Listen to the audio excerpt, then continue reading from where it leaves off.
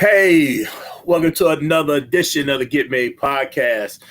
Got a great show today. It's Hassan Clay. Got my co-host with me, Brother Salim from Brother Salim TV. What's up, bro? Assalamu alaikum.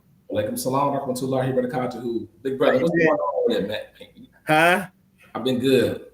Alhamdulillah, that's what's up. Y'all see we sporting that natty today, so don't get mad. You know what I mean? We in that natty today, so.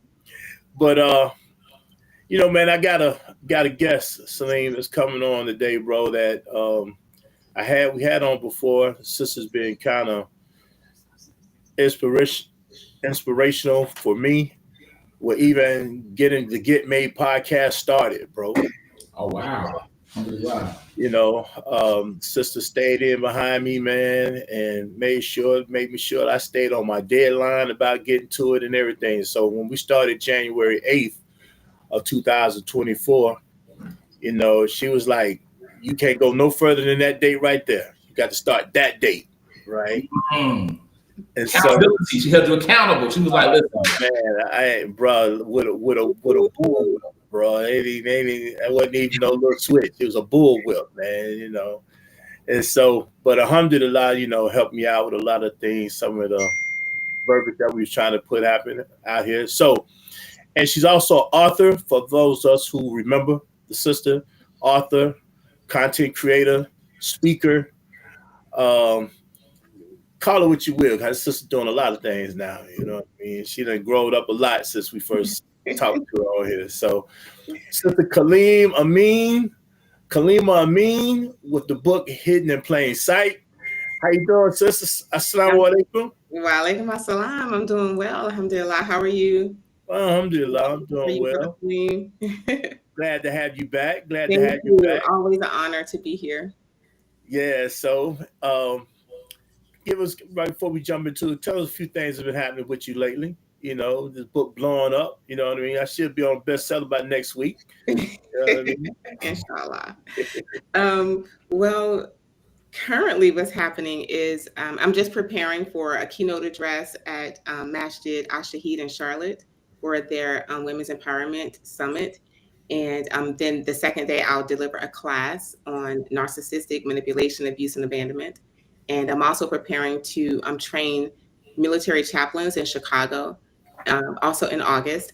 And I'm going to train them on best practices for treating victims of psychological abuse, and also class 1. And then class 2 will be best practices for treating the perpetrators of psychological abuse. That's stretching me a little bit. My book doesn't cover that, but I'm ready, inshallah.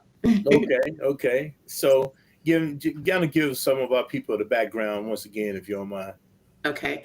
Well, I had absolutely no intention of writing this book, but, Allah puts you on a path and you think, why is this happening? And I remember my brother-in-law said, why not you?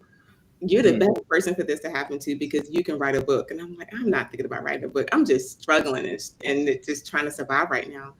But what occurred, that the catalyst to me writing this book was, we went on a family vacation that was also our wedding anniversary, and my ex-husband at the time, abandoned us there. And it kind of fast forward, it became very clear and apparent in the court documents and other things that came to fruition that it was planned and intentional. It also became apparent that it wasn't his first time at this type of rodeo, and so I ended up, after the dust settled, well, Hassan, you were a big part of the dust settling for me, because Hassan was with me like the very same day that this happened all the way till now. So, and I'm quite sure I was always blowing up his phone, and he was coaching me and counseling me. And so without that, I probably would not have been able to get stable enough, steady enough to even start writing the book. But it was my brother-in-law also that was pushing me and saying, you can help other people, because I'm a policy analyst. I analyze federal policies and procedures, and I've been doing it for 30 years. It's a different type of writing. So it still was a little bit of a stretch for me. But this is what occurred. And I began to think about, I initially thought I was going to write a book about abandonment. And I decided, the policy analyst in me said, okay, who is more susceptible to this. So I started interviewing women who are Muslim, Christian, and Catholic, African American, South American, and Caucasian, thinking I was going to find some type of common denominator, in some type of socioeconomic, educational, ethnic, racial identity. But it turned out not to be the case, because all of these women, the only thing we all had in common was we were married to or engaged to or in a relationship with a narcissist. And this became the common denominator. So once I started researching narcissism, so now my research goes in a whole different direction. I find out from the experts in the field that the narcissist is the only one that does this.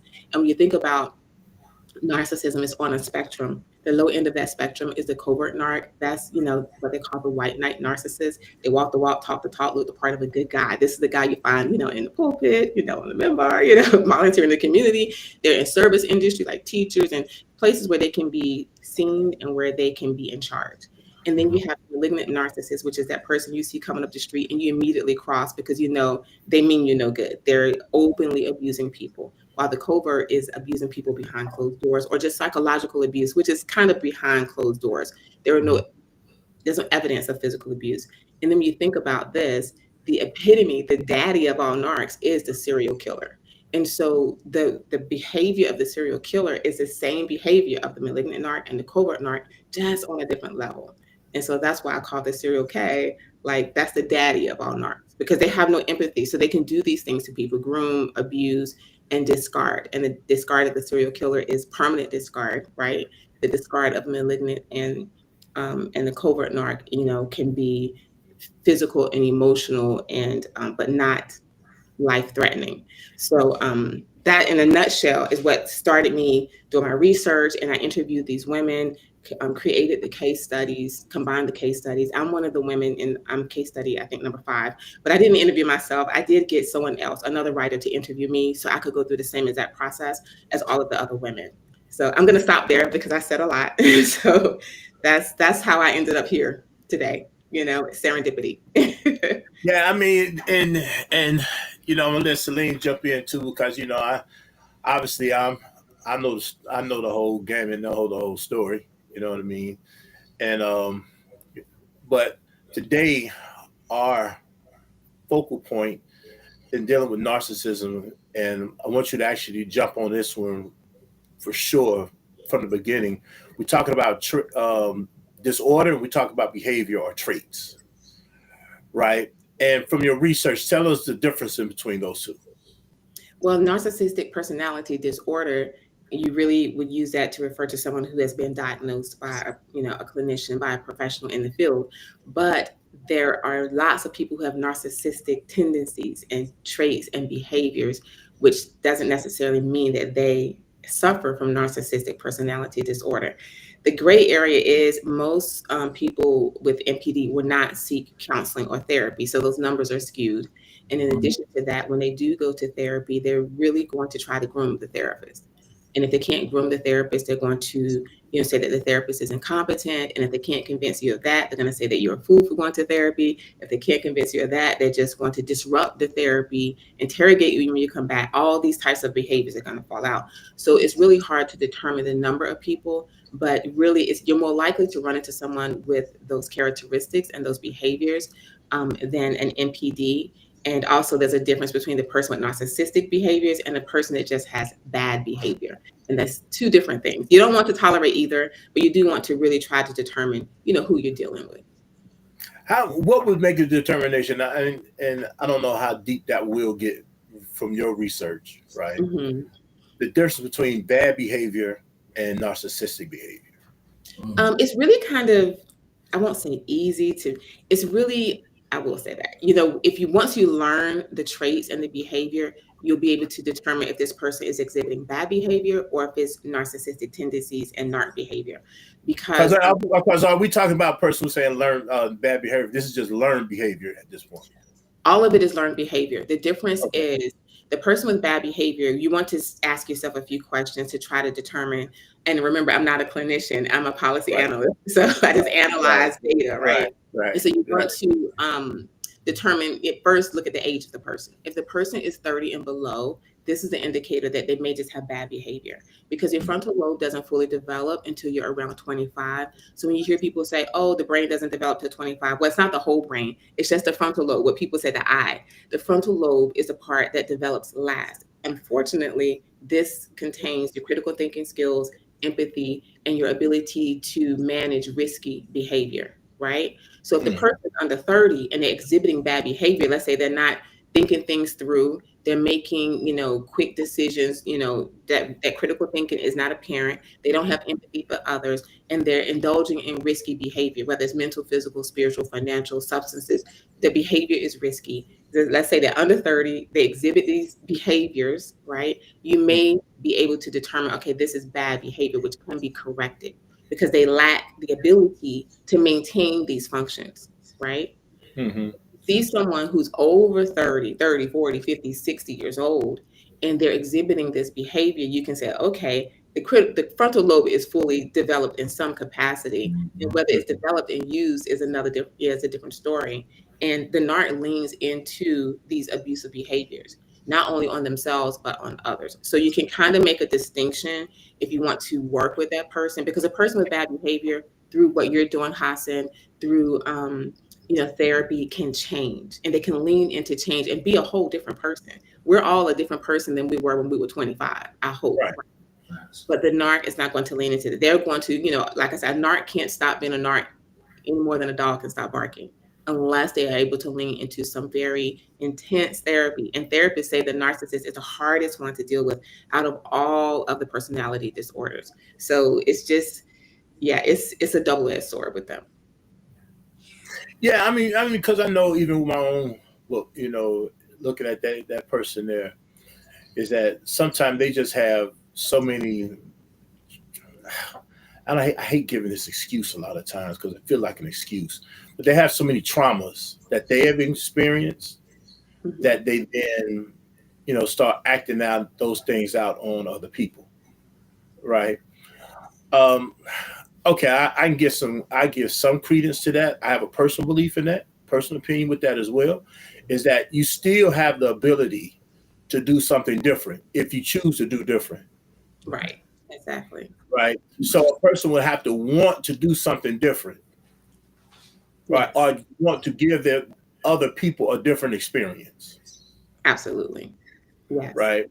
So, that's why I battle with that a lot of times, because, it seems like a narc's going to be a narc because that's all it knows how to be now is a narc. They can do something different if they choose to do something different. They can't choose to do something different. It's just like a person, when you think about a person with another mental illness, say if a person has, a mental illness that requires them to take medication, and they're not going to take the medication. Most likely, 9 times out of 10. The symptoms want to live. The symptoms are trying not allowing it. And then they say, I feel better, so I don't need it, and they're going to stop taking it, right? Mm-hmm. And they're going to go around in this loop. And this is kind of the behavior of the narc, because if they're given the medication, which is going to be like psychotherapy or something like that, they're not going to lean into it. And if it starts to work, they're going to say, I don't need it, because remember, the narc is the smartest person in the room, and they're going to go back to their own, behaviors. But the person with bad behavior will definitely lean into change, because we all have bad behavior at one point. When you think about the 2-year-old is probably the biggest narcissist known to mankind, right? But with behavior, redirection of the parents, they can come out of that behavior. When you think about the 2-year-old all the way up to 25, you're going to see remnants of this behavior. Like teenagers, you see it coming and going. In the 20s, it's going more than it's coming. In the 30s, it kind of disappears because they had corrective action plans in place, which is the parent to curb that behavior. Because it's very appropriate for a 2-year-old to fall out on the floor and kick and scream. It's appropriate behavior for their age. We don't let them do it. We correct them, right? But when you have the 2-year-old in the mind, narc, who's 35, 40, 50, 60, 70, abandon their families on vacations, or they take the spouse on one of the ladies in my book, they went on the honeymoon and he started abusing her on the plane on the way to the honeymoon. Or one of the ladies in my book, her husband physically exploited her at the end of the marriage. This behavior is the behavior of the 2-year-old grown-up narc. Mm-hmm. They're not kicking in the floor. They're causing damage that is lifelong. Right. They have another temper tantrum around them. And then now you compound that with ways of social media using platforms, right? You can amplify that temper tantrum. You can amplify it now, right? Like with just screenshots, and I got receipts now, and so it can get real bad to the point now the damage can be on replay now. Mm-hmm. And wow. So what I wanted to ask, sister, is going back, and I want your opinion on this, if you don't mind, Sister Kaleema. Do you feel like the word narcissist is being used too loosely nowadays, especially when it comes to men, or do you think it's justified? What's your position on that? It is used too much. It's used just like I described to you, bad behavior and narcissistic behavior. They use it across the board. If someone is exhibiting bad behavior, they say that they're a narcissist, and which is not likely. I think there's less than 17% of the population that can be diagnosed with narcissistic personality disorder clinically, right?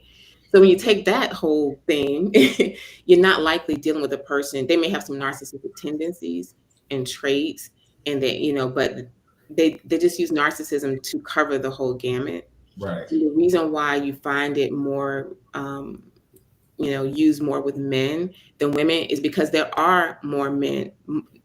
More men are diagnosed clinically with narcissistic personality disorder. It's no slight on men. It's the same as more men are serial killers than women. Mm-hmm. It's a part of the behavior. But this is the thing. The behavior that they have can be a good behavior if applied in the right way. But the problem is they're applying it to abuse people.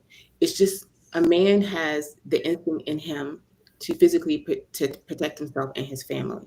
This is a good thing. But if he's using that physical strength to abuse others, now it becomes a bad behavior. So all the behaviors that the narc has is this behavior that could have been something good. They're not using their powers for good. They're using them for evil, right? It could have been a good behavior. It is a good behavior. So all the characteristics and the behaviors that are inherent to men are good behaviors. But then the line is, how are you going to apply this to people around you? Now you're crossing the line if it's used to abuse, to manipulate, and to harm those around you. Now your good behavior has become a bad behavior. So, okay, and you gave that illustration of men, and I know you don't really address this in the book, right? But this book is now a couple of years old, and you've definitely grown. You probably need to do another addition to this book at this point, to be honest with you, just on your knowledge base, I believe. How can men then spot that trait of behavior in women? They may not be physical as far as killing, unaliving anybody. I know I got to use different terminology out here. Right? So unaliving someone or physically assaulting someone to that level. But then there's more abuse that could take place that doesn't just leave it to that on an absolute. Did that make sense to my question? Yes. And actually, female narcissists or women can physically abuse men. That can definitely happen. That's true.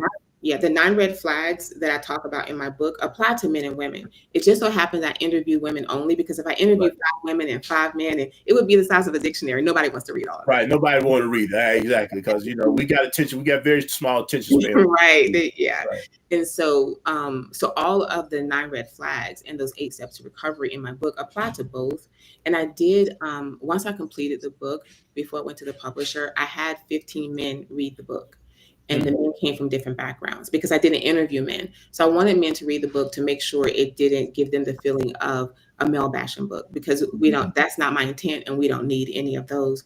And so the 15 men came from different backgrounds: Muslim, Christian, Catholic, father, grandfather. I'm proud to say I was one of them. Yes. Yes. Therapists, counselors, psychiatrists. So you were in that group. I had rappers, actors, producers. I had them across the gamut. And I had all of them read the book before I sent it to the publisher, because I was committed to, if they come back and say, oh no, I feel villainized, reading this book, then I was going to have to do more work. But, alhamdulillah, all 15 men said that they did not feel villainized. They gave me the green light, and then I went to the publisher. But the thing is, I said that to go to your question. They all said that reading the book allowed them to understand how they can protect, the women in their families and even themselves, because those 9 red flags go, even for men and for women.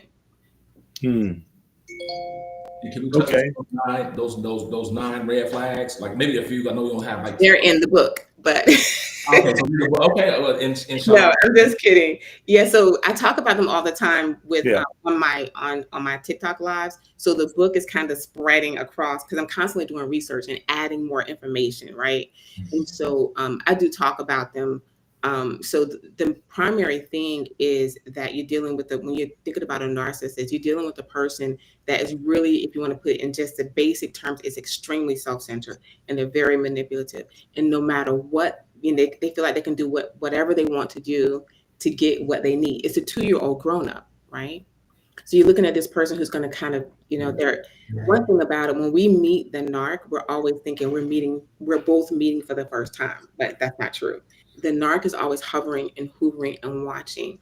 And so they target particular people. And you think that, they're targeting people who are weak, who are, needy, who have these kind of defects. But the narc is not a bottom feeder. They're always looking for the come up mentally, physically, spiritually, or financially. So they're always circling. They're like a shark in the water. They're at the top. They're looking for the big fish.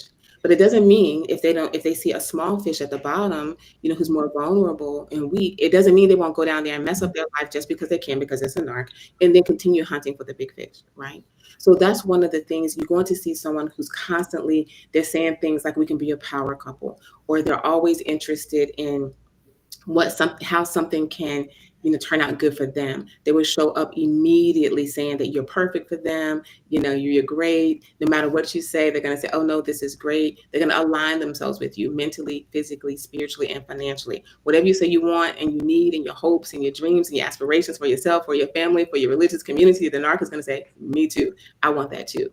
And this is the thing, you can't really be in alignment like that with anyone, because we're individuals. I have a twin sister and we're totally different. You too have a twin. Someone who's that's right. Both of y'all are twins. That is correct. And you're different, right? So to meet someone who's identical to your want, they can be identical in looks, but to meet someone who's identical in your wants and needs and aspirations is not possible. Right. If the person's being their authentic self, they're gonna say, oh yeah, that's good for you, but I'm not trying to do that. I want to do this, or I like, but this is what the narc is gonna do. They're gonna slide in because they want to make you feel comfortable during this grooming, this love bombing stage. And the big kicker is, when you want to pay attention, they're not only love bombing you, they're love bombing your family, your friends, your religious community, co-workers, if they have access to them, neighbors, the dog, the cat, the goldfish, everybody can get it. Because they want to set up this plausible deniability. When you report the abuse, everyone's going to say, what are you talking about? You're crazy. I wish I had someone like him or her. Right. They had you on a pedestal. What are you talking about? And this is the reason why they're grooming everyone. So you have to really, and you taught me this, Hassan, we really have to slow down and do more listening than sharing. Because for women, we share a lot because we think in our minds, if I share with you my hopes and dreams and wants and needs, you're going to use this information so we can be better, productive together. No. But not if you're talking to a narc, right? Right. Everything can and will be used against you. Right. And so you taught me that. Listen, let them talk. Right. They will reveal themselves. But women, we have to consciously do that because it's not our nature. Our nature is to share because we're nurturing, and we're trying to nurture this relationship by sharing how you can help us be, grow in this relationship. But if you're talking to a narc, you're dead in the water. Well, and I want to kind of share that piece right there with everybody too, the listeners, Celine, because you brought it out, and I want to make sure that's understood. When I'm saying listening, because and men are beginning to do this a little. I've been noticing men are doing this a lot more lately too now, right? That they're talking too much, right? And so a woman that really, is not really having a lot that in their favor, will get that information and use that information against them, right? And so, and there has to be a equitable sharing, or equal sharing, if you will. Maybe not saying equal, but equitable. You know, I may not be sharing all of this, you may not be sharing all this, but we are both trying to, you know, relate to each other certain things, right? Because and that requires a lot of listening, right, and a lot of asking of questions. This is when the problem comes about, and then you can actually run a narc off with this, or somebody who's on who you're going to find out that's not going to mean you any good by asking a serious question. Going, well, why are you asking this question? What good is that question going to do for you? What information that's going to be able to do this and this and this and this and that, right? Either one, they don't want to know, they don't want you to know something about them, or two, they already got some trust issues. Either one of them is not going to be good for you, right?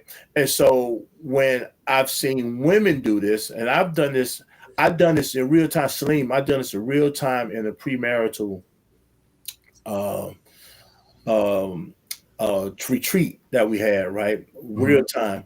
Got a group of people, we're sitting at the table, we're teaching class, right? And so what happens, I'm doing a role play with one sister. Right. And she's just talking. I get to start talking. Bam, bam, bam, bam, bam. No, I mean, I talk a well in the bottom water. That's how I feel. You know what I mean?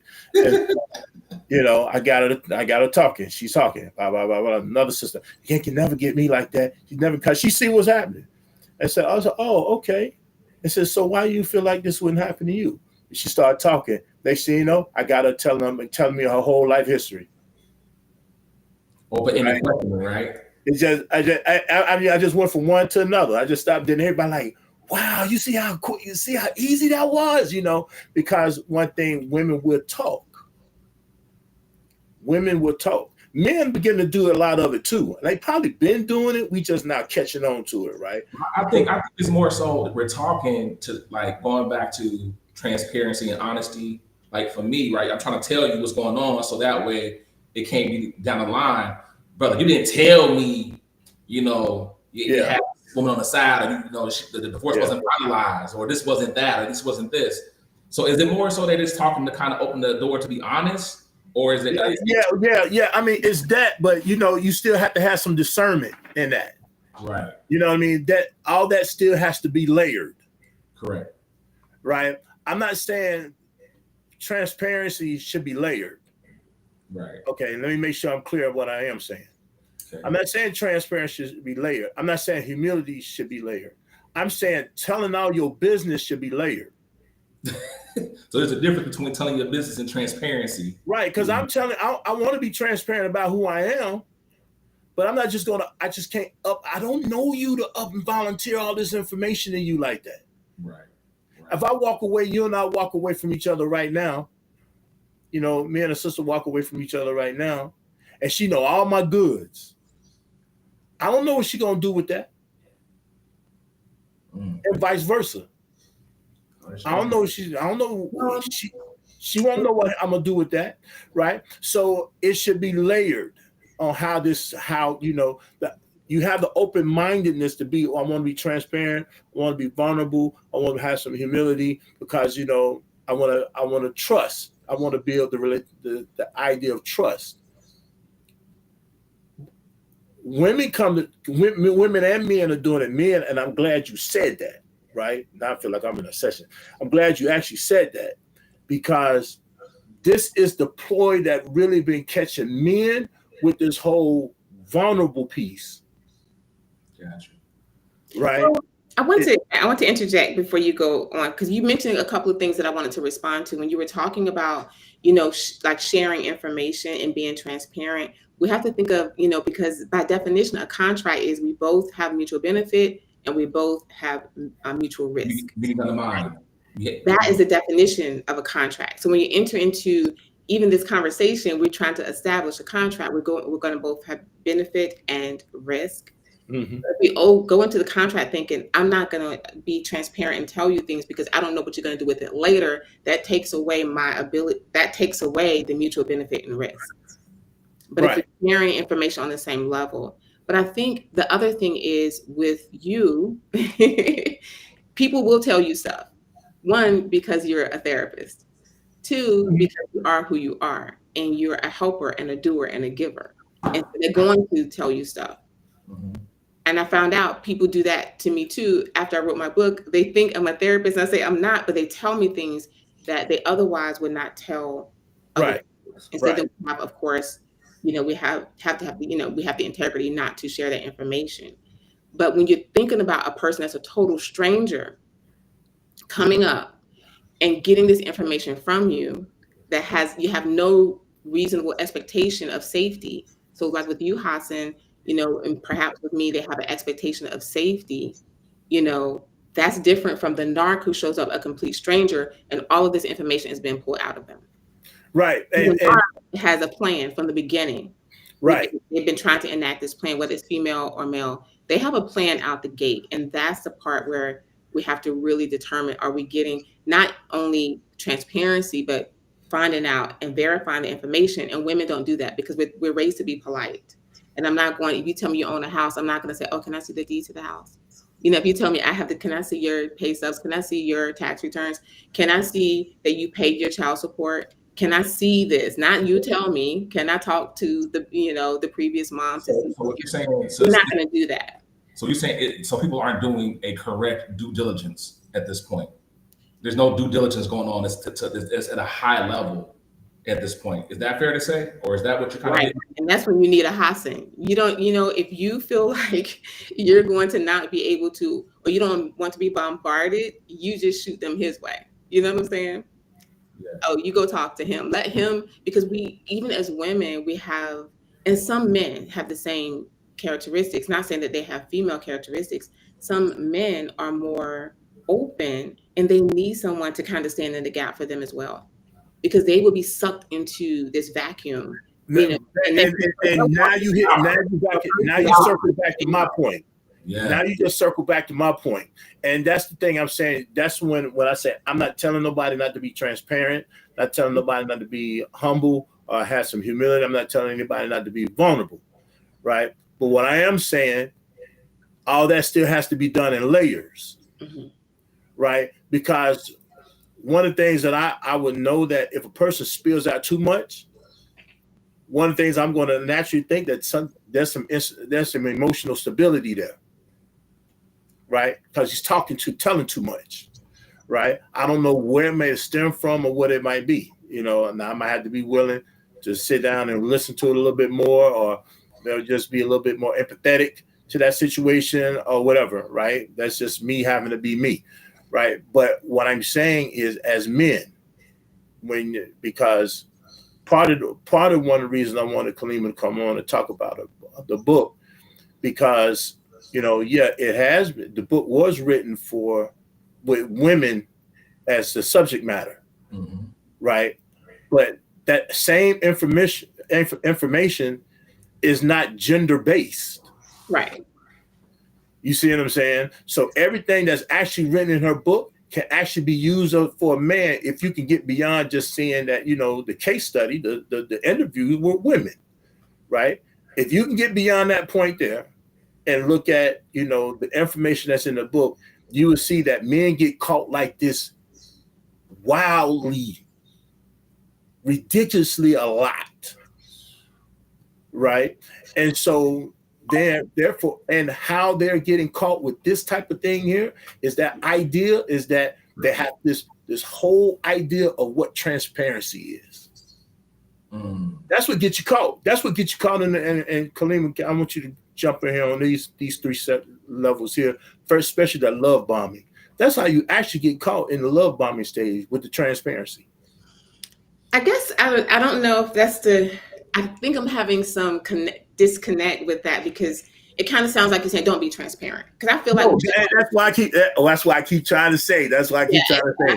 I'm not saying that. Yeah, I will say that I did learn, because this is not in my book, because I said I'm constantly doing research for things that are adjacent to my book. And my brother actually told me about attachment styles. He said, "Oh, research attachment styles and do a live on that."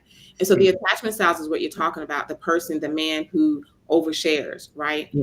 After once I figured out my attachment style, I can actively now stop doing stuff. And I just really learned it. So it's not like I wrote the book and now I knew everything. I was still in this whole recovery process. But the four attachment styles, a secure attachment style is a person that has, they're very secure about themselves. They have positive outlooks about others, and they're secure with being emotionally vulnerable, that transparency. They're secure about that, right? And then the anxious attachment style is a person who is overly concerned about the thoughts and feelings of their partner. It doesn't mean that it's a romantic or a marriage partner. It could be parents, children, coworkers, whoever is that other person. They're overly concerned about their feelings.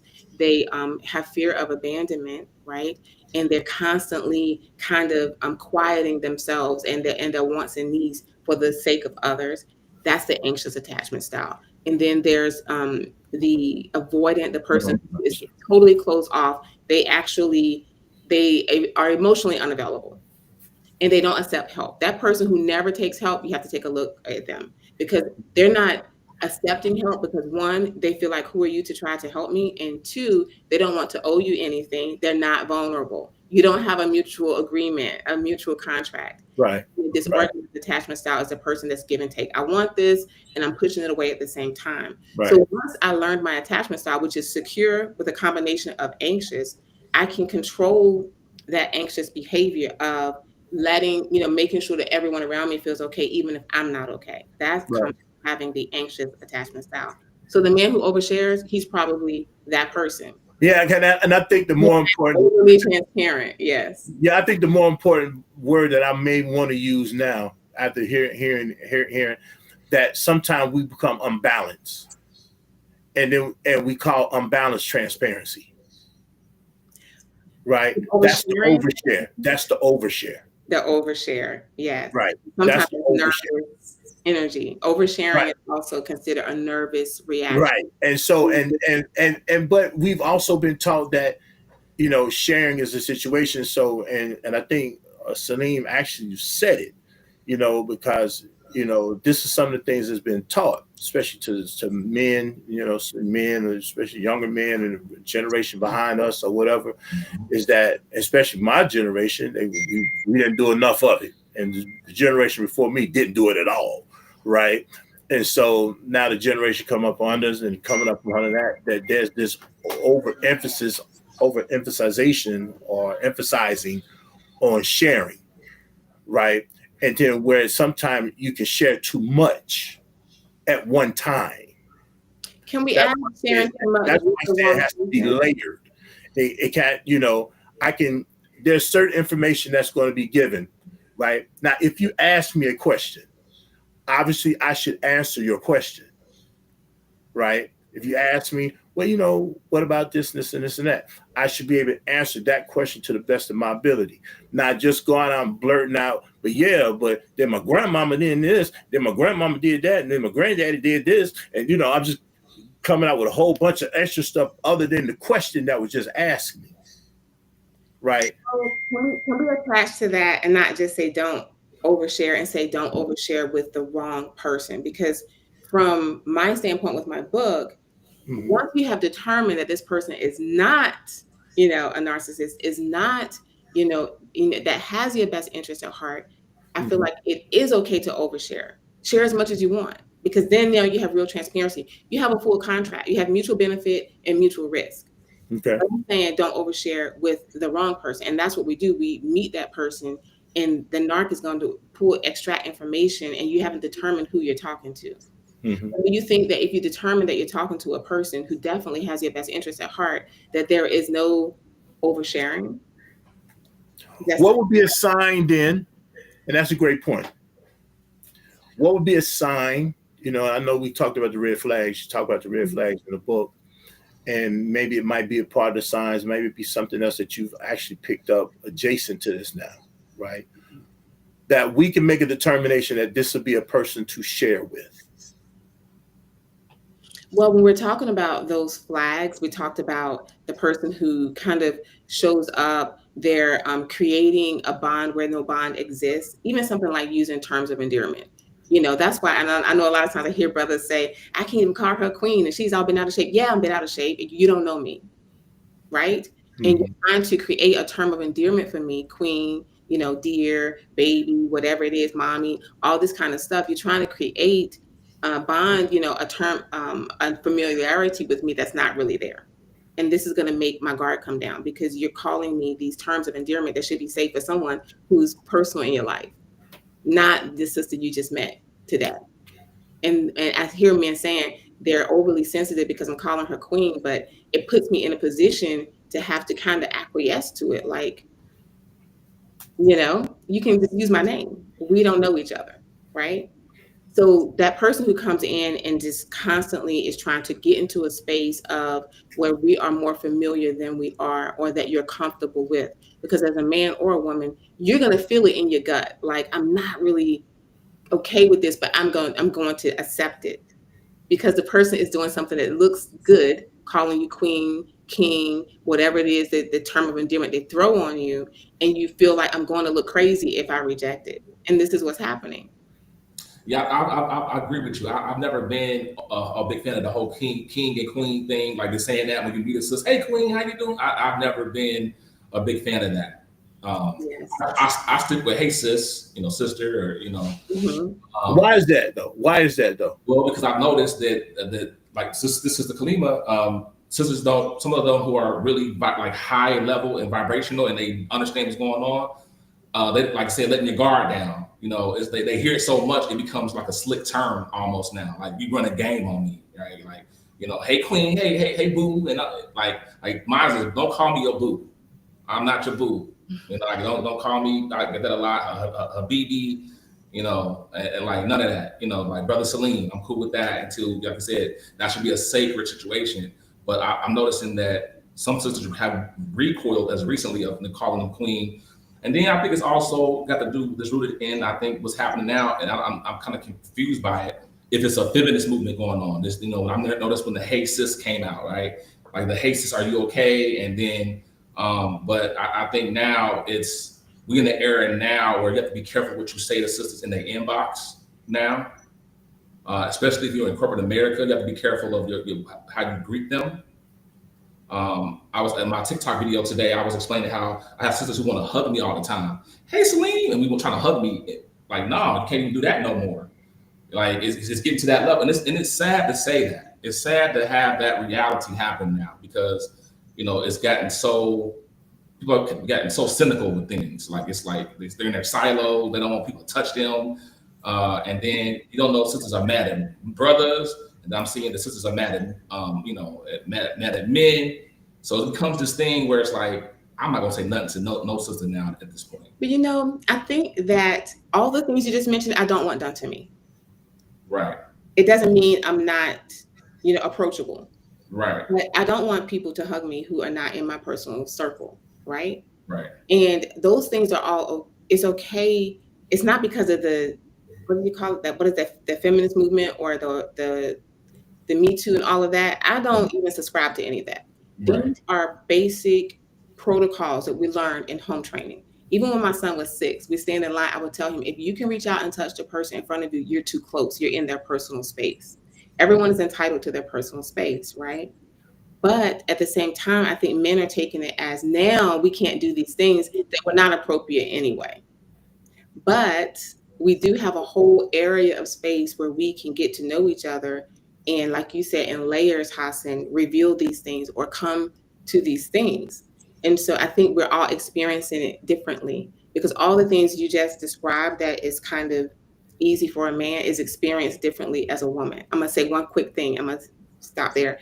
I was walking from the train station with a male coworker, and we get off on the same stop, right? This is when I lived in Dallas.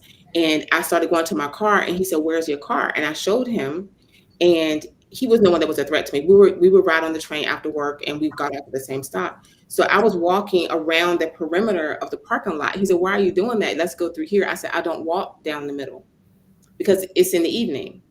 And he said he never thought about that. He doesn't have to. He has no fear of walking down the middle of the parking lot at night. I have to walk around the perimeter until I get to the lane where my car is and go straight to my car. And I was telling him it's easy for a woman to be snatched into a van in a parking lot and be gone in 3 seconds flat, never to be seen again. And he said he never thought about it because he's a man.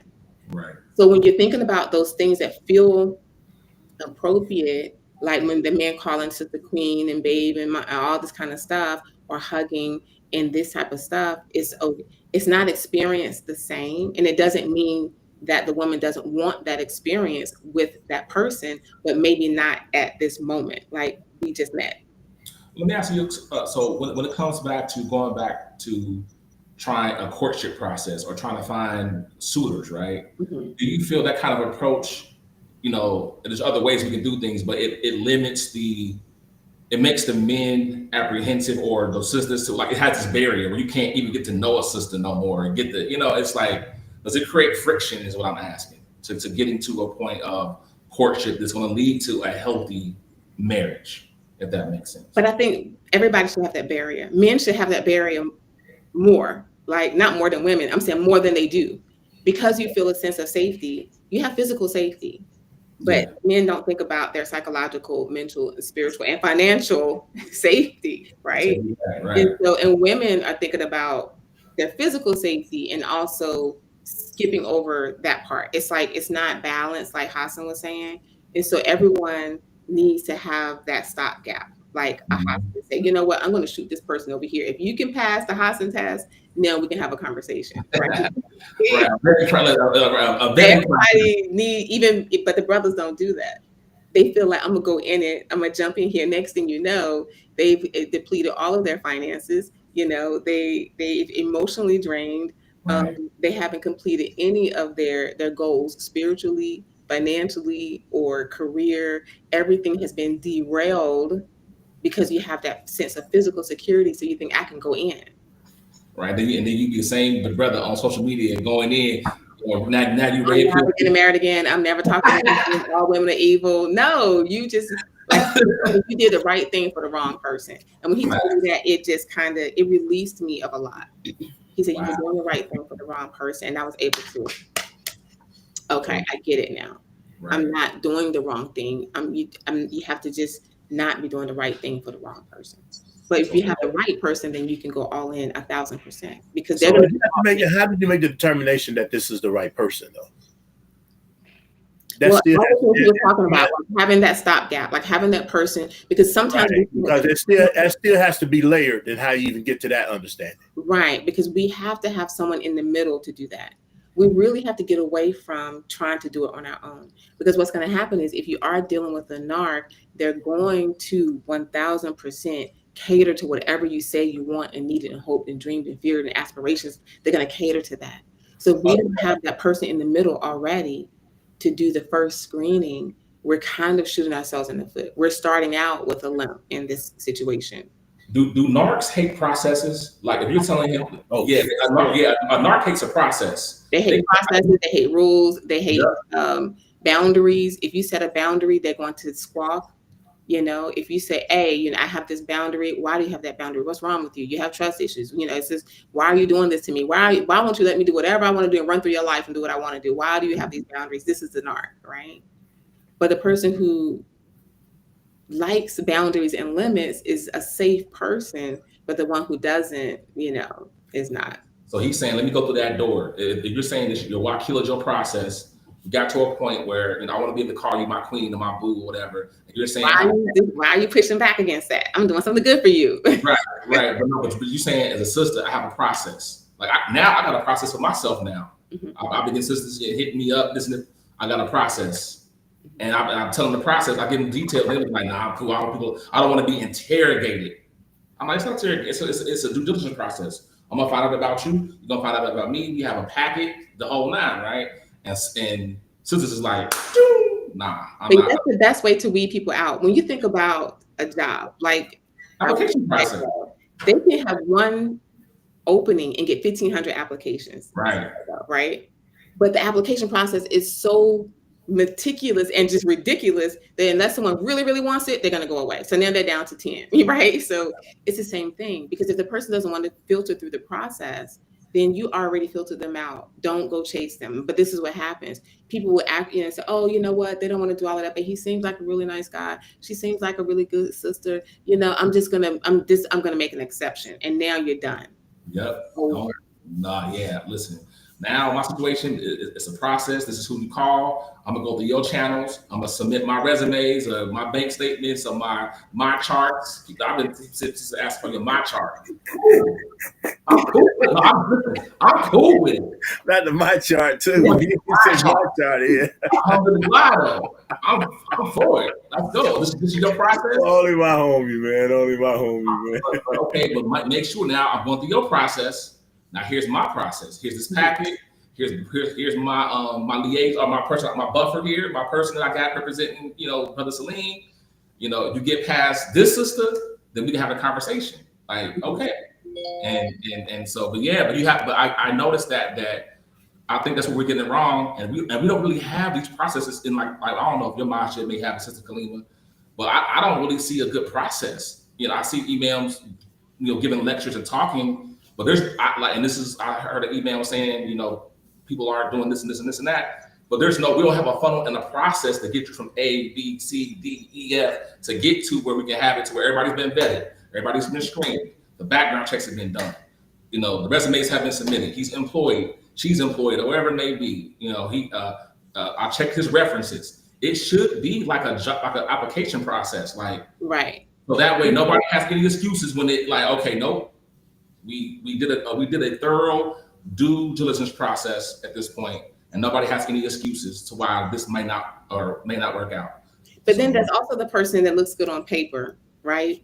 And so they have to check them too, because to answer Hassan's question, you want to check mental, physical, spiritual, financial, and legal capacity to do whatever you're going to do. Everyone has a different capacity, right? But when you think about if your life is like a bunch of doors, mental, physical, spiritual, financial, legal, kids, family, parents, you know, this, that, and the third, the narc is just coming along, kicking the doors to see which one pops open. That's the one they're going to go through. Wherever that place is, you told them that you wanted or needed or were vulnerable, they're going to come and stand in the gap just for a minute so you can let your guard down. So if you said that, you know, you have, I don't know, daddy issues, mama issues, you got financial issues, you got legal problems, you got baby mama drama, whatever, baby daddy drama, whatever it is, you're saying that it's a problem and the thing that you want, they're going to come and stand in that gap. That's the narc, right?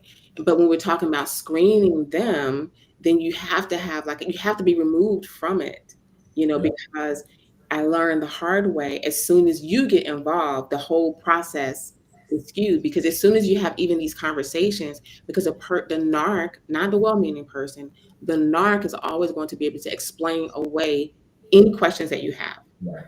Gotcha. Because they're tapping into, when we talked about the frontal lobe, the critical thinking skills, the empathy, and the risky behavior, they're going to tap into that. Because the narc has a malfunctioning frontal lobe anyway, and they're going to bring you along with them. They're going to constantly bombard you with a lot of information.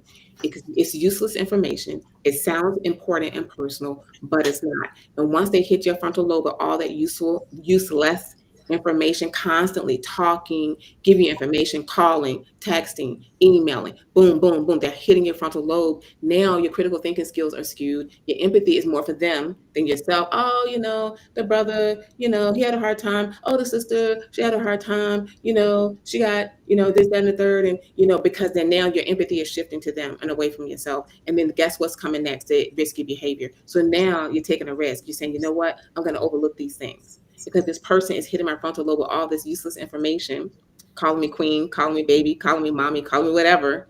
And now I'm going to take a risk.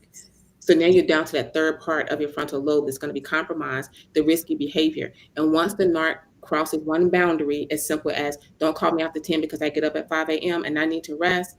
Now, if you're a problem, why are you having boundaries? Why are you being so difficult? Why you don't want me to call you queen? You don't want me to hold your hand? You don't want me to do this? You don't want me to give you gifts?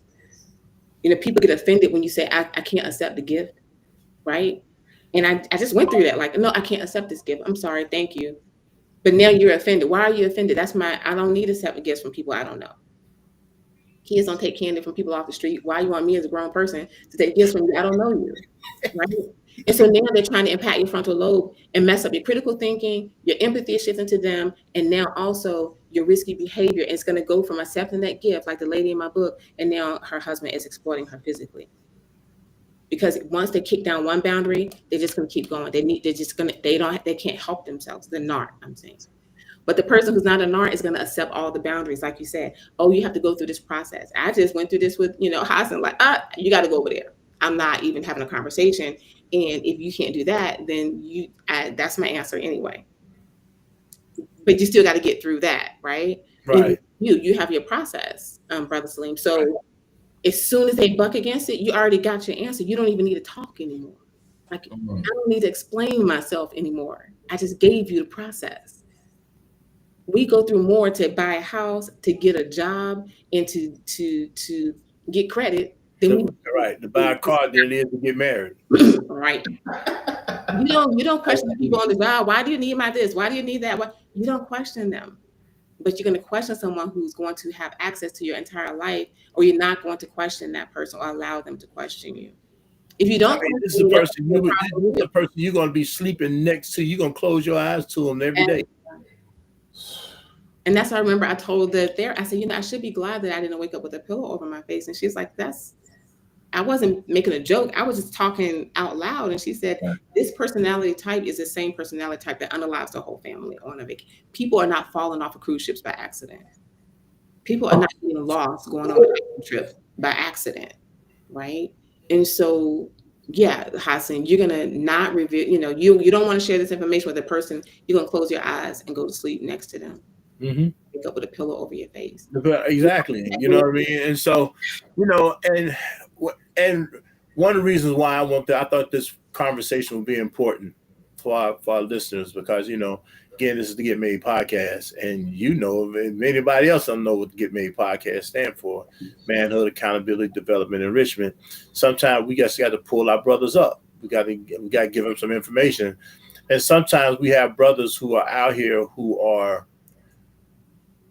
figuring out now that they're actually going through something and don't know what it is that they're going through.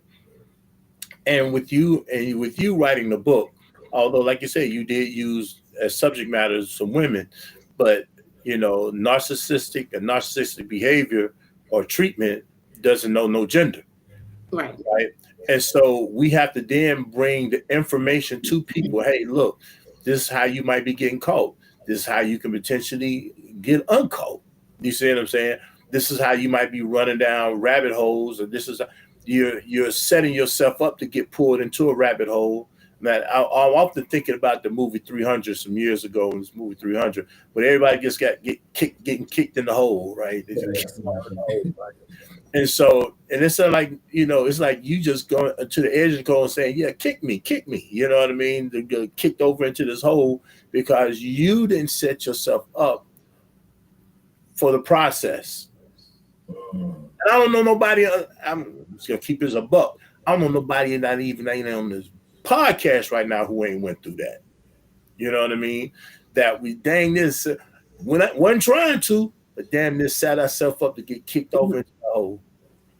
Right. You know what I mean? And when you're dealing with the person who looks good on paper, okay, this is, how I got tangled up in the process. You're dealing with a person that looks good on paper, but this is the other thing. And this is where you need to, where sometimes you don't dig that far and you ask about where,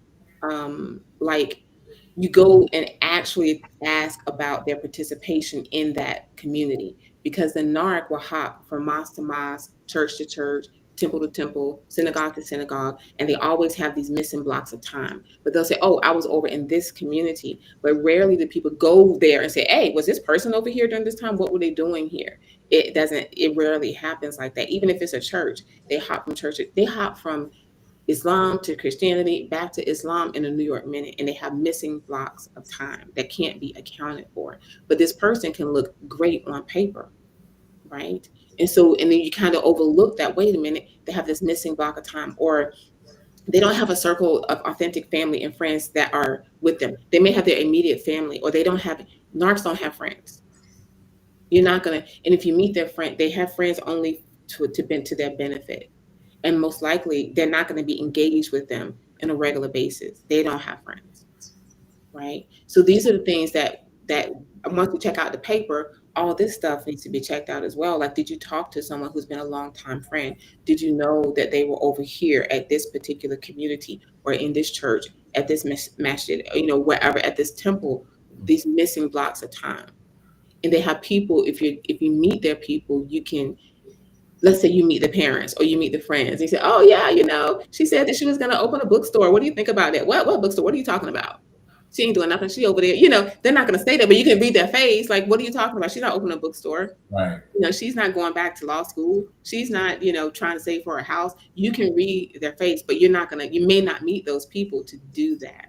Or she doesn't have this kind of skill set that she says she has, or not upon this, or not, she's not doing what you think she's doing. No, she's not doing any of that. That's crazy. It's just, I save my money. I'm very frugal. No, you spent your whole rent check on a Prada purse last month, and you don't know that, right?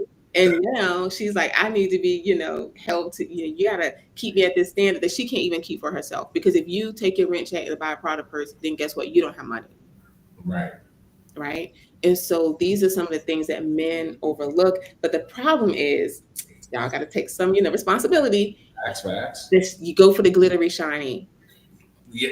You go for the glittery, shiny, and then you get mad because you have to keep that glitter and shine going. Right. You got to keep the gloss and polish, right? You got to keep the gloss and polish. Then you're mad because every Friday the hand is out for the glittery and the shiny, and you get someone who said, "Oh, I want to have a soft life." What is that? We don't know that. I don't even know what that means.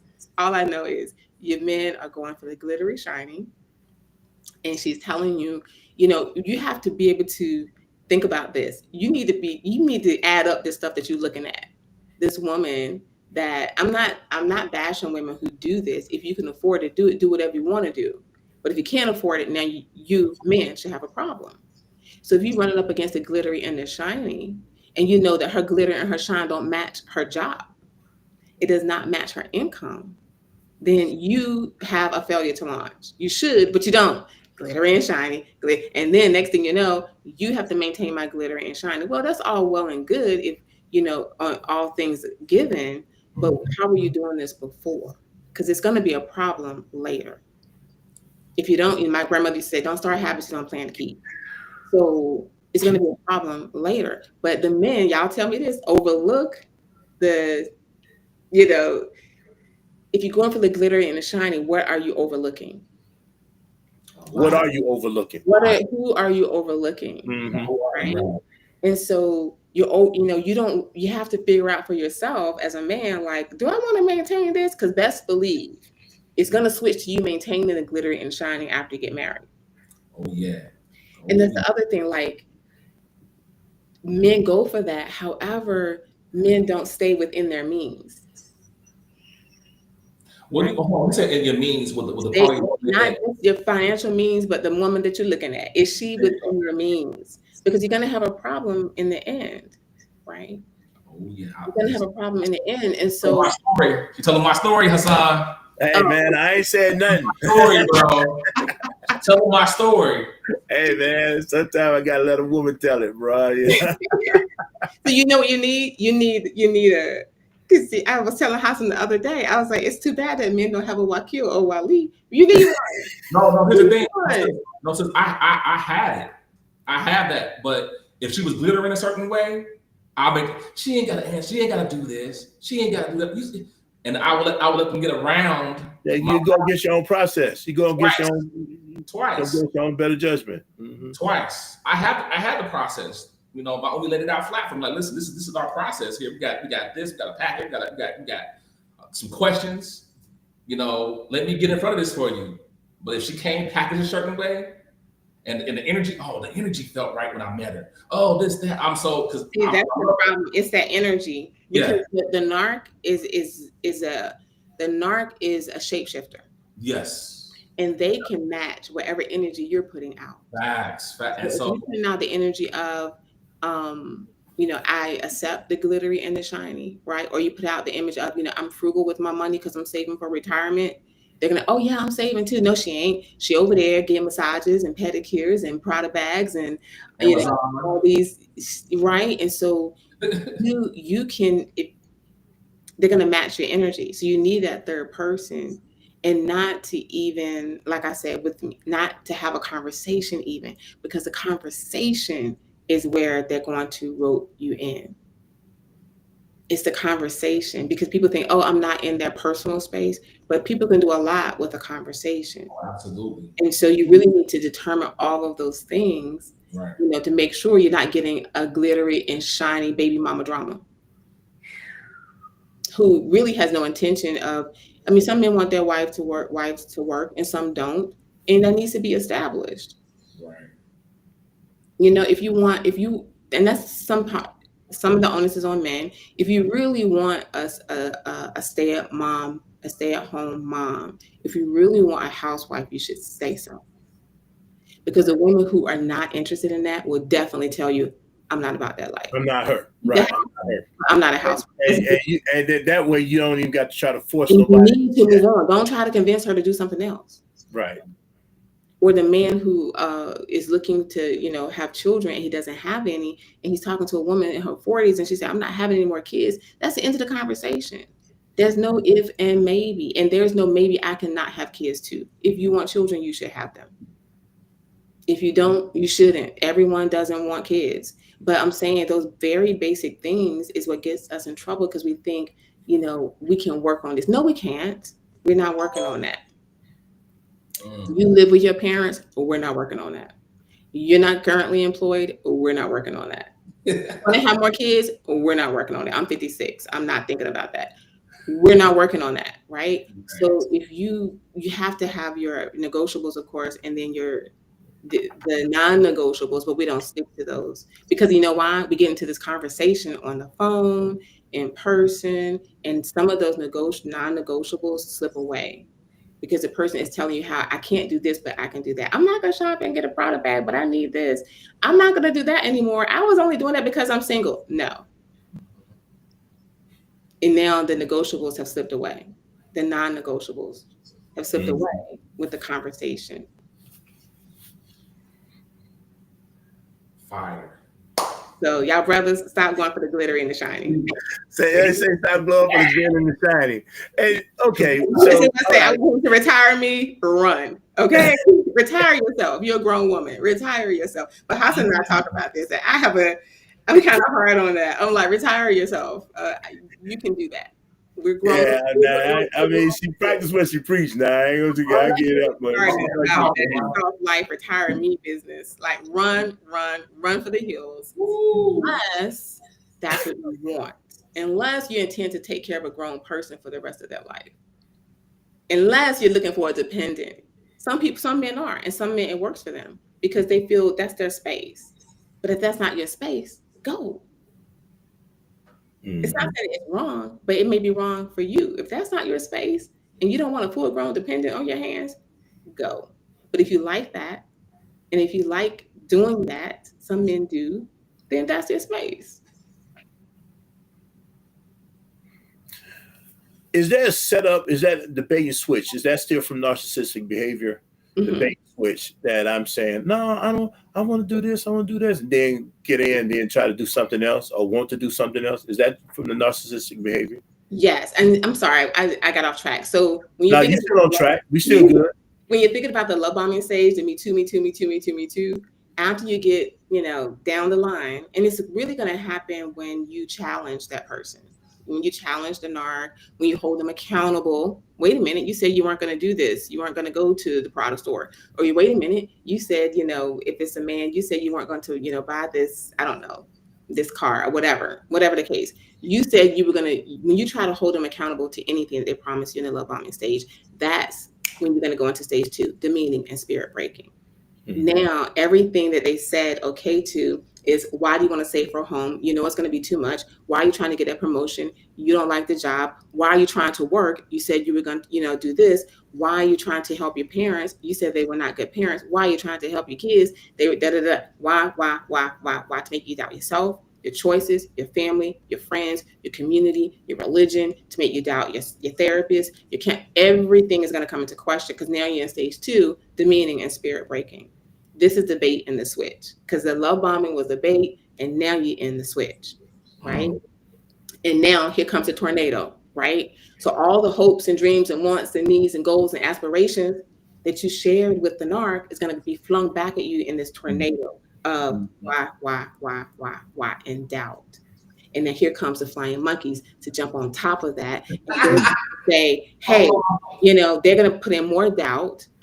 The flying monkeys part. Let's unpack the flying monkeys real quick. I don't even know who the flying monkeys be.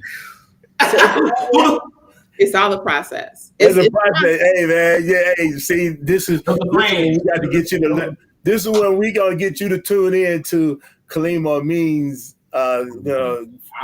bust load of clowns and flying monkeys, right? Immediately. That's a whole nother system there, bro. Right. The flying monkeys.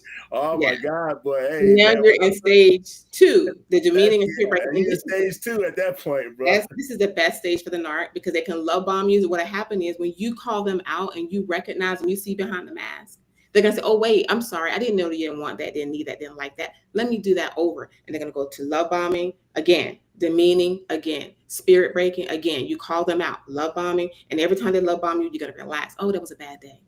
It was just a brewing storm. It wasn't a full blown tornado.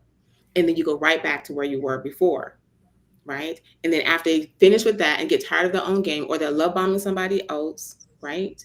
Now here comes the abuse and the abandonment. And the abuse can be mental, physical, spiritual, financial, and legal. It doesn't mean, some people dismiss it because you're not bleeding all over their good carpets and they feel okay to turn their head away, right, from the abuse.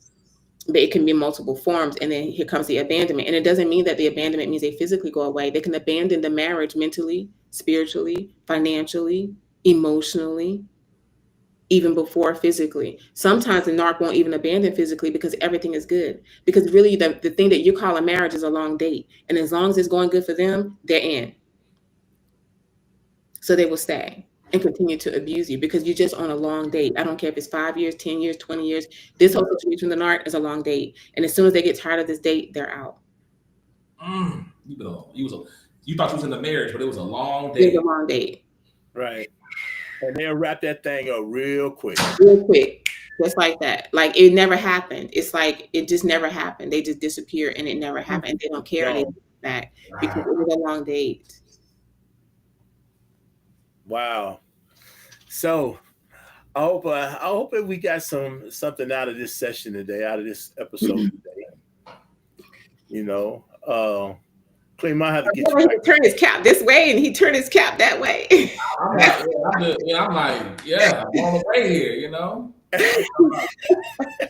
It's a lot, but you know what? The good thing is, because one sister was reading my book, she said, I have to put it down. I can't take. She was so stressed out. Right. I said, I don't leave you hanging. The good thing is, we may have to save that for the next time, because I guess we're running out of time. Those 8 steps of recovery are doable for everyone, right? Everybody can do that. Everybody can restore their life, right? But the first thing, you have to recognize that you've been abused, because most people don't recognize it and they refuse because they feel like it means that I'm weak. It doesn't. Because as I said, the narc is not a bottom feeder. They're targeting you because you have something mentally, physically, spiritually, or financially that they want and that they need and that they lack. That's why you're the target for the narc, because you have something that they want, right?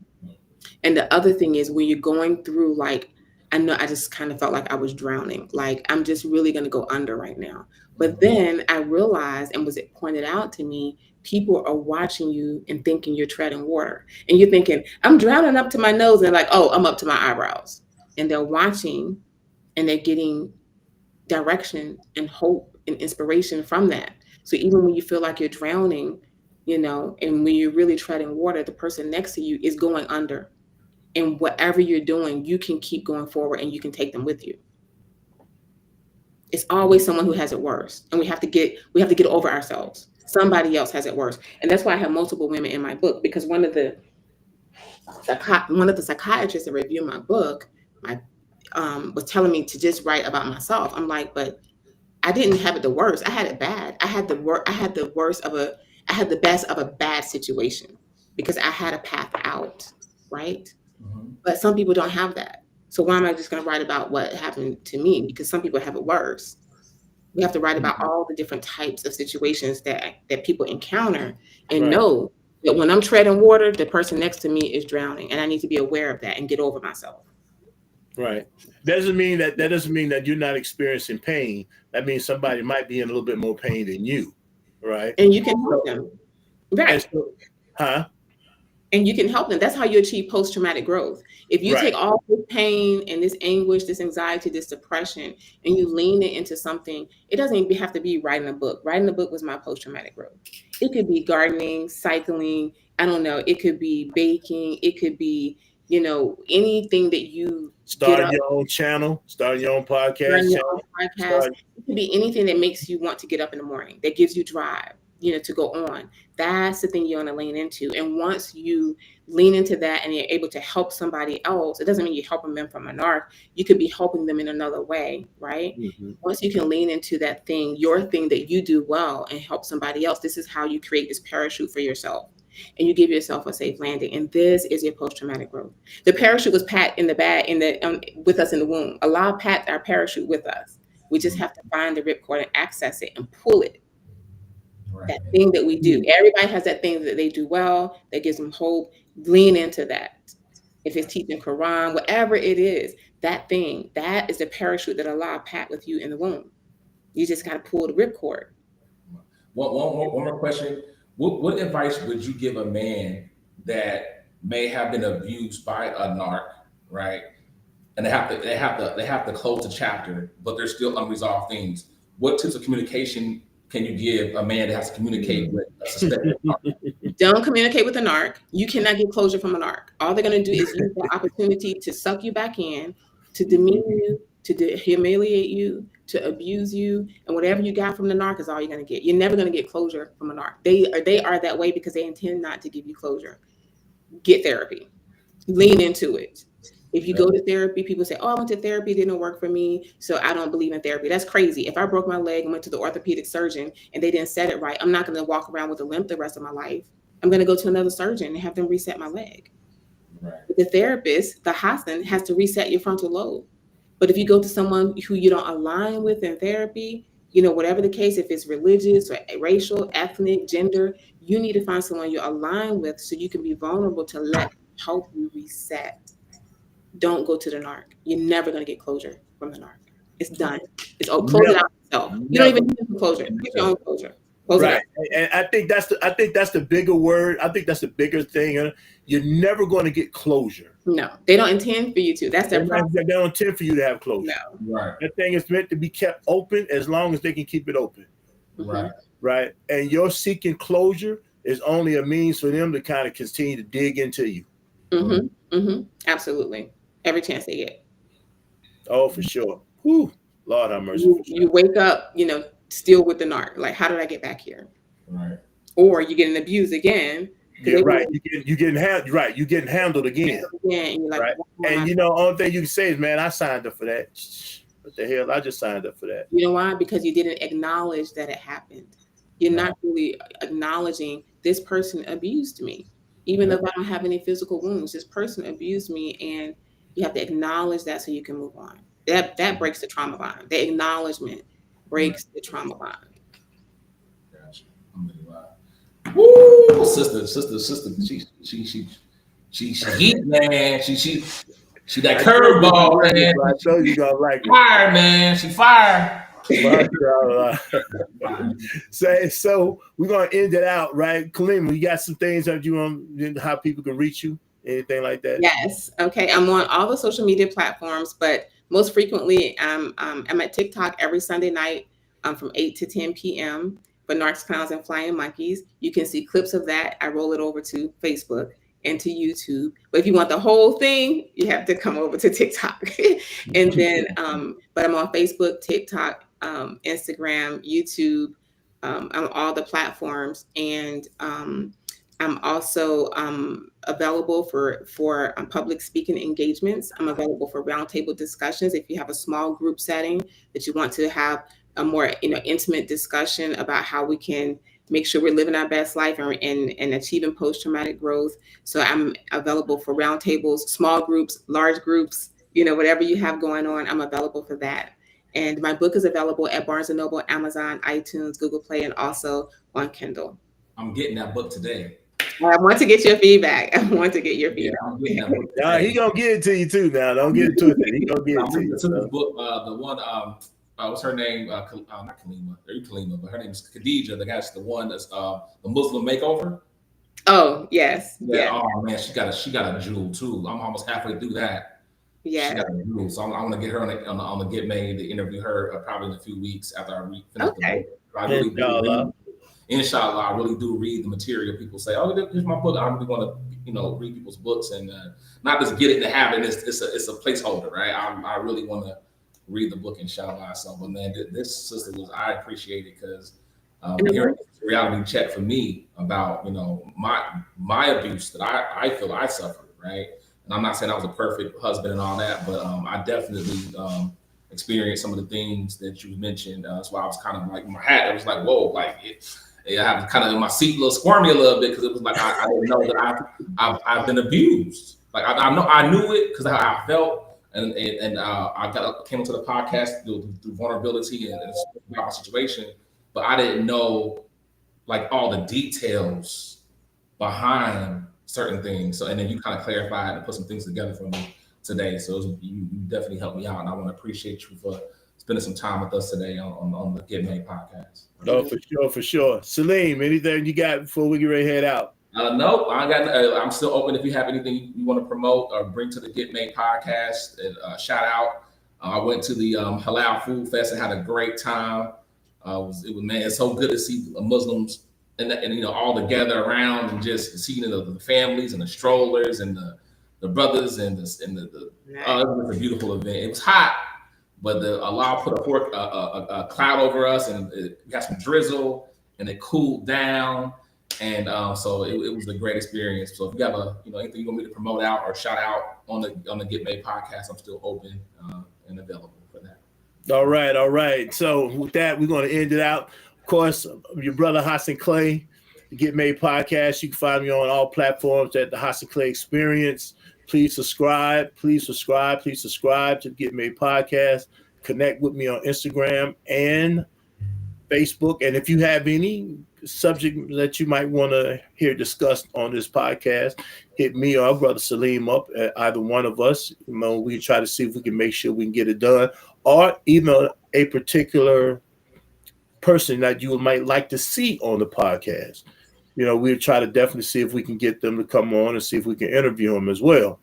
Right. So by all means, y'all can catch me on my book, Taming the Storm, Understanding and Overcoming High Conflict Personality for a Peaceful Life. You can get it at HassanClay.net or Amazon. I ain't telling you a lie. I'm trying to steer people away from Amazon because I want all my money. So, but for those who like Amazon and Kindle, you can order the Kindle. You can definitely get it there. So, again, that's HassanClay.net. That's my website. And of course, open for any engagements. Other people who may want to see us on your podcast. We definitely accept those invitations and speaking engagements as well. So, said a lot to say this. We're going to see you next Monday at 7 p.m. Every Monday at 7 p.m. Please put your notifications up so we can make sure you get there. And get ready to see me over at what's that? Narcs, Clowns, and Flying Monkeys. Yes. Over there. Yeah. I got to show up over there. So man's my word, right? I'm a man of my word. So I'll be showing up over there. So y'all catch it, and we're gonna let y'all know when that's going to be. Probably next Saturday. Do that next Saturday. All right. I'm putting it on the table right now. We'll probably do that next Saturday. So, all right. With that, Assalamu alaikum wa rahmatullahi wa barakatuh. Wa alaikum assalam. Thank you.